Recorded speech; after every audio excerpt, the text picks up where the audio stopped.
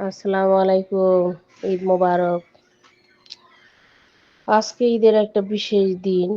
কিন্তু আমাদের প্রবাসীদের তেমন একটা ভালো কাটে না ঈদের দিনটা। কারণ বাংলাদেশের জীবন সব ধর্মীয় অনুষ্ঠানেই স্কুল, কলেজ, অফিস, আদালত সরকারি ছুটি দেয়। আর আমাদের আমেরিকা শুধু খ্রিসমাস ছাড়া আর কোনো ধর্মীয় অনুষ্ঠানে ওরা ছুটি দেয় না।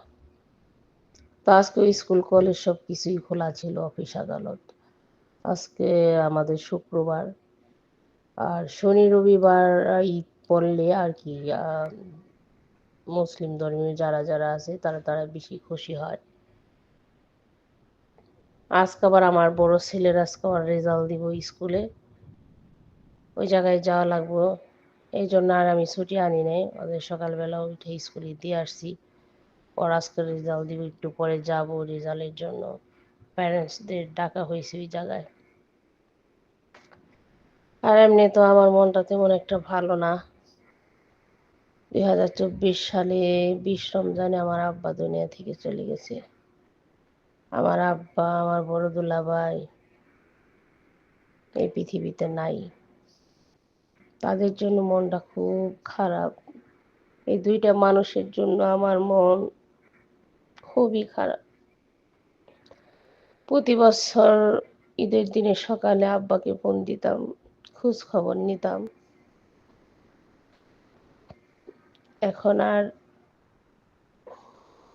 আব্বা দুনিয়াতে নাই।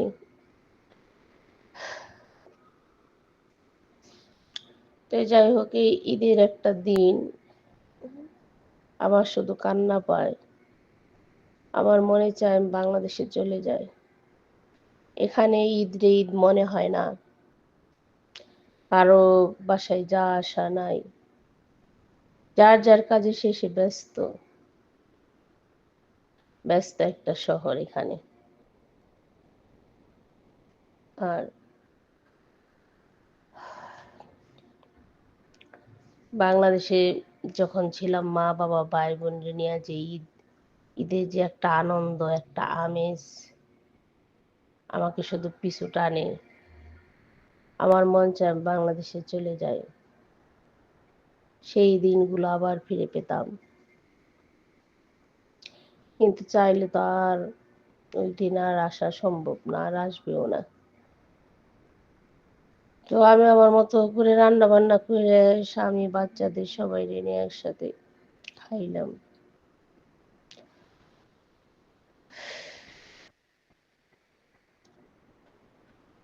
তো আপনারা ভালো থাকেন। আজকের মতো এই পর্যন্তই। আল্লাহ হাফেজ।